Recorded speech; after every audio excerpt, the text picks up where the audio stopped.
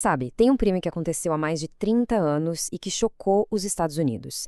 E que agora, de repente, está em todo lugar. Hoje, a gente vai mergulhar a fundo para entender por que a história dos irmãos Menendez voltou com tudo e o que esse caso diz sobre justiça, trauma e a cultura de hoje. Pois é, o caso de Lyle e Eric Menendez, aqueles irmãos que foram condenados por matar os próprios pais em 1989, explodiu de novo. E não é só uma lembrança, não. É um verdadeiro fenômeno cultural que está sendo totalmente reavaliado por uma nova geração. Tá, mas por que agora? O que está acontecendo? Bom, é uma combinação de coisas. Primeiro, uma série da Netflix que bombou. Depois, um documentário novo com a participação dos próprios irmãos. Soma isso um movimento viral no TikTok, com gente defendendo eles. E talvez o mais importante de tudo, a justiça está reavaliando o caso. Então fica a grande pergunta: por que essa história, depois de tanto tempo, voltou a ser tão relevante? Para a gente entender o que está rolando hoje, a gente precisa voltar no tempo. Vamos lá para 1989, para o coração de Beverly Hills. Aquele lugar que é sinônimo de luxo, de riqueza, do sonho americano.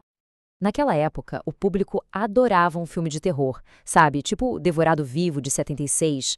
Mas na noite do dia 20 de agosto de 1989, o horror deixou de ser ficção. Aconteceu de verdade, não num pântano isolado, mas numa mansão de milhões de dólares. E olha, os detalhes são pesados. José e Kitty Menendez estavam lá, relaxando na sala de TV quando foram surpreendidos. A violência foi extrema. Foram os filhos, Lyle e Eric, que ligaram para a polícia aos prantos, dizendo que tinham acabado de chegar em casa e encontrado os pais daquele jeito.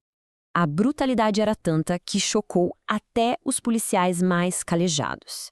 Para se ter uma ideia, o detetive Dan Stewart, um dos primeiros a chegar no local, disse que nunca tinha visto nada igual. Aquilo ali não tinha cara de assalto que deu errado. Parecia algo muito pessoal e, nossa, incrivelmente violento. Só que aquela imagem de filhos sofrendo começou a desmoronar bem rápido. Vamos ver agora como a investigação virou foco para os próprios irmãos, porque o comportamento deles depois do crime não parecia nem um pouco com o de alguém que perdeu os pais. O álibi deles era: a gente estava no cinema. Mas nos meses seguintes, cada passo que eles davam era um passo em falso. Primeiro, começaram a gastar uma grana absurda. Depois, o Eric soltou uma confissão bombástica para o psicólogo dele. E aí, a namorada do psicólogo foi para a polícia e entregou tudo. Foi o fim da linha para eles. E o ponto central aqui era o dinheiro. Em poucos meses, os irmãos torraram mais ou menos $700 mil. Compraram Rolex, Porsche, abriram até um restaurante. Essa ostentação toda, essa atitude super despreocupada, foi o que acendeu o alerta máximo dos investigadores.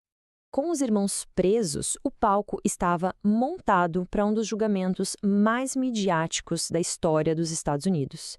E no centro de tudo, a gente tinha duas narrativas, duas versões completamente opostas sobre o porquê de tudo aquilo ter acontecido. E no tribunal, a coisa toda se resumiu a isso. De um lado, a promotoria.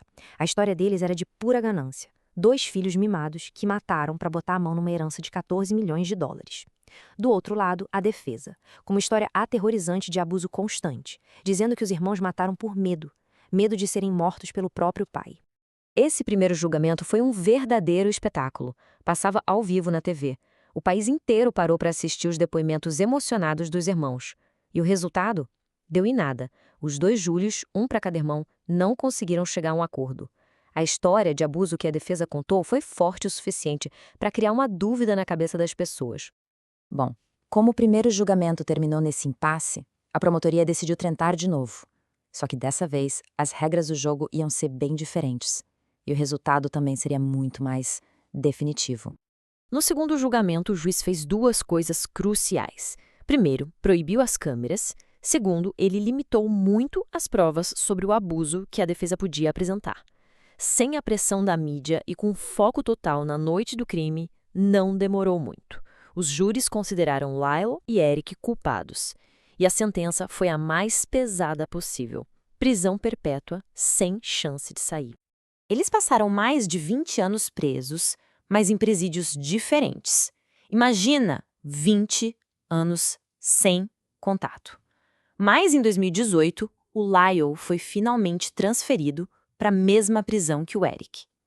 Dizem que o reencontro dos dois foi um momento de muita emoção. E é aí que a gente volta para hoje. Depois de décadas na cadeia, por que todo mundo está falando sobre os irmãos Menendez de novo, como se o crime tivesse acontecido ontem? Olha, uma parte enorme da resposta está nisso aqui. Novos documentários, especialmente um da Netflix, trouxeram entrevistas longas, em áudio, com o Lyle e o Eric. Ouvir a versão deles, com as palavras deles, depois de tanto tempo, deu um fôlego totalmente novo para a história e fez uma nova geração olhar para o caso e tirar as próprias conclusões. E agora vem a reviravolta mais chocante. A própria promotoria de Los Angeles, a mesma que os condenou, anunciou que vai recomendar uma nova audiência de sentença para eles. Isso abre uma porta para uma possível liberdade condicional, uma coisa que parecia absolutamente impossível por mais de 3 décadas. E a gente termina com uma pergunta que fica no ar, né? Os fatos do crime de 1989 não mudaram. Mas a nossa forma de entender trauma, abuso e o sistema de justiça, essa sim, evoluiu. O caso Menendez força a gente a pensar. Será que o significado de uma história pode mesmo se transformar com o tempo? Ou será que somos nós que finalmente estamos olhando para ela com outros olhos?